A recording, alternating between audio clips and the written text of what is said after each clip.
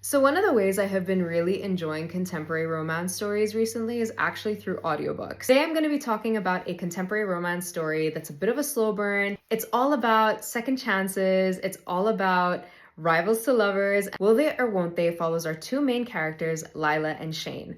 Lila and Shane are both actors and they both star in this hit TV series called Intangible. Now, on screen, Lila and Shane's characters are two characters that have had this really intense, slow burn relationship, but off screen, Lila and Shane actually cannot stand each other. The two of them have so much tension and so much drama that it actually results in Lila leaving the show and trying to pursue her own film career like halfway through.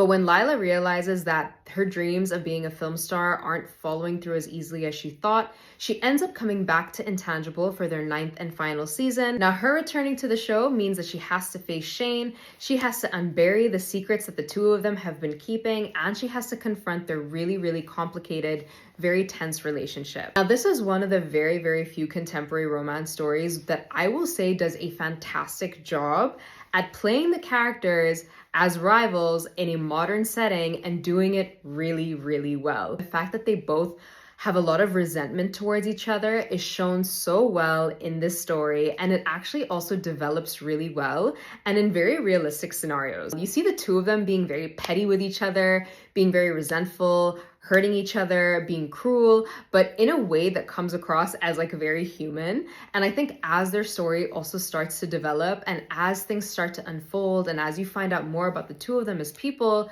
it really makes for a very, very interesting story. I also think that the author doesn't shy away from portraying the characters' flaws really, really well. And the slow burn for them to kind of like reconnect and get back together was done really, really well. You can definitely see the pining and the yearning that the two of them have, despite both of them not liking each other.